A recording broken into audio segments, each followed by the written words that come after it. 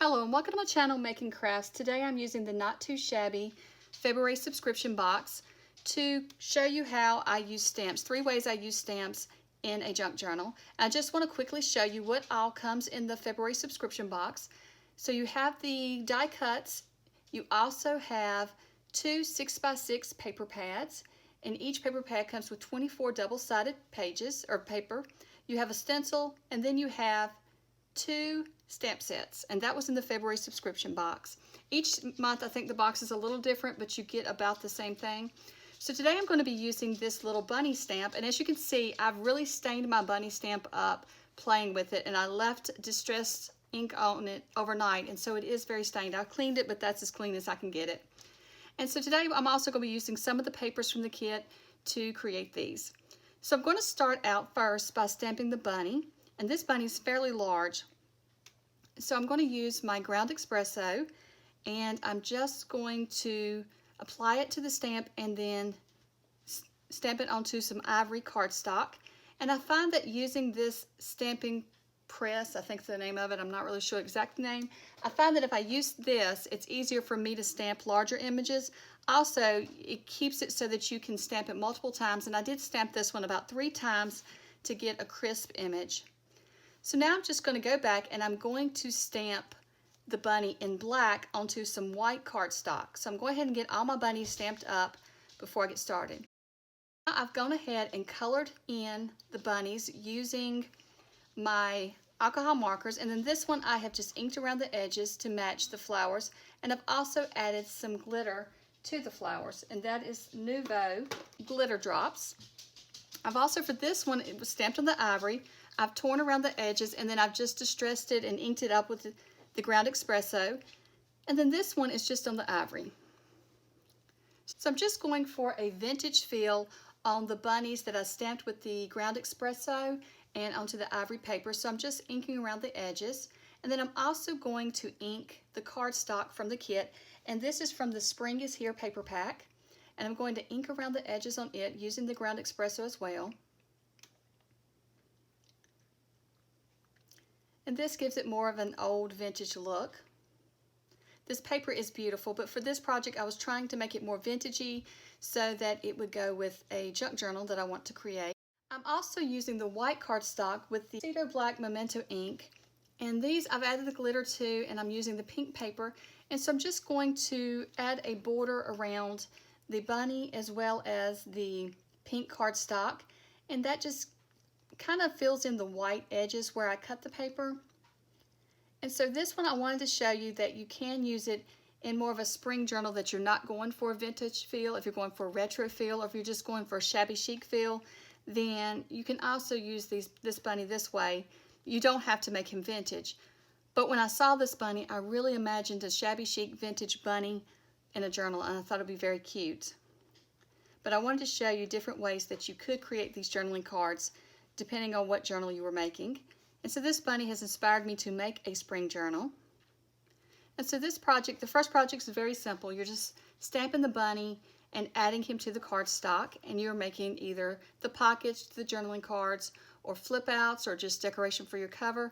These could be used in so many ways in your journal. And later on, when I do get to working on this journal, I'm going to show you how I use them.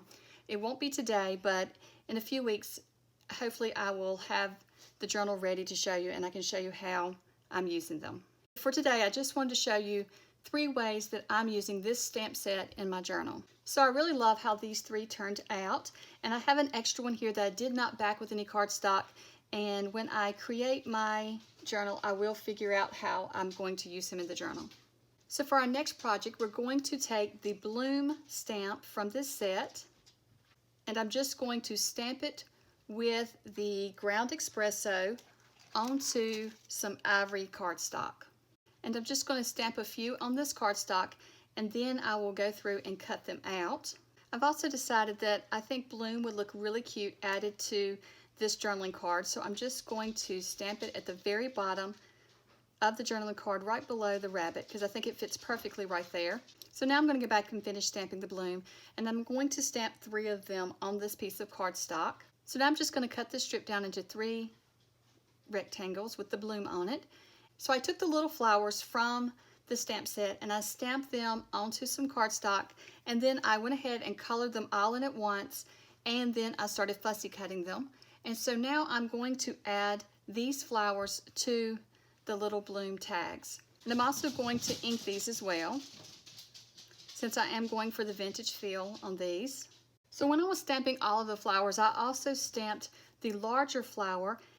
Now I'm just going to use some tickets that I had on hand, and these are just some tickets I think may have came from Amazon. And then I'm going to pull out a book page. So we're going to keep these fairly neutral, but I am bringing in the pop of color with the flowers. And so I'm just going to tear down my book page. And I'm just eyeballing the size that I want, and then when I create these clusters, I can always cut them down if it's too large. And I love the color of this aged book page. I'm also going to pull out my box of scraps.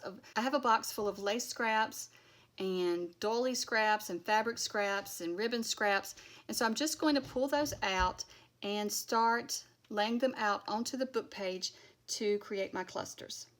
And this is just a ruffle that I sewed some muslin fabric, and then I just ruffled it as I sewed it, and I love using it on clusters. I think it's so pretty on clusters. And then the middle cluster, I am using a piece of canvas, and so I felt like that piece was too small, so I'm just going to use a little bit larger piece.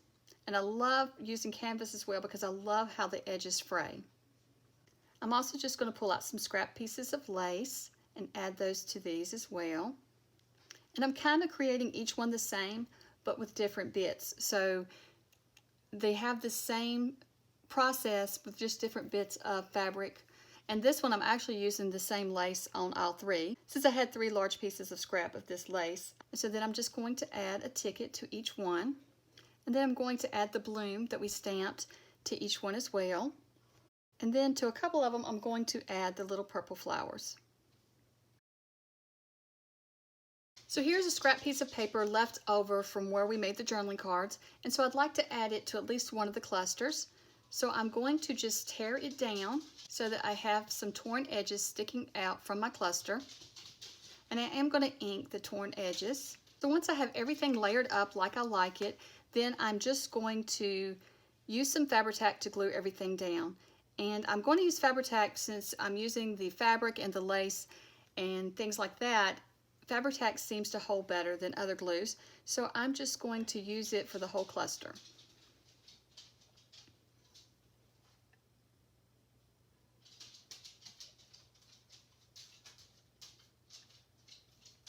And so that's what I'm going to do. Now that I have each cluster laid out, I'm just going to go through and glue the pieces down using the Fabri-Tac.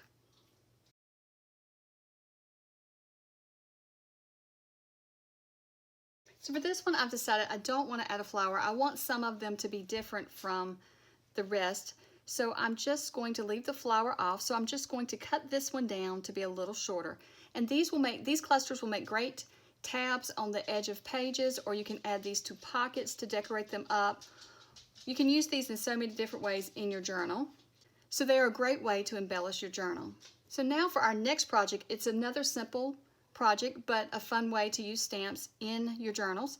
So all I've done is I've just stamped this bunny on ivory cardstock, and I used my ground espresso, so anything brown. I think using brown ink to do this looks really good on the ivory cardstock.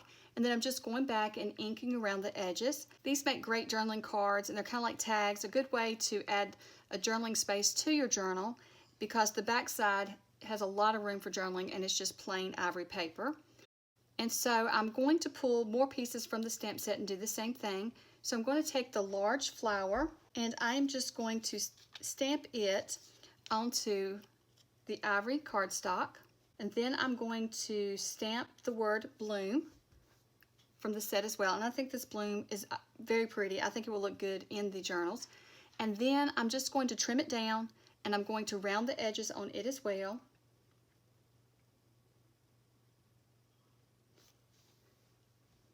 And I'll also ink around it. And this can be great to embellish in your journal, but you can also just stick these down in tiny pockets and they're another little journaling spot. And then for the last example, I'm going to make an itty bitty tag. So there are 4 tiny flowers that come in this stamp set, but I'm going to use 3, and I'm going to stamp them randomly around the little tag. And I like to do things in 3.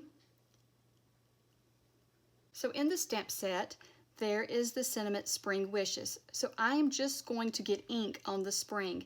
Now, if you're concerned that you'll get it on the wishes, you could take a piece of tape, like painter's tape, or you could use a little Post-it note or something to cover up wishes, but I wasn't concerned with it, so I'm just inking the spring and I'm adding spring to the little tag. And I think this makes adorable little tags as well.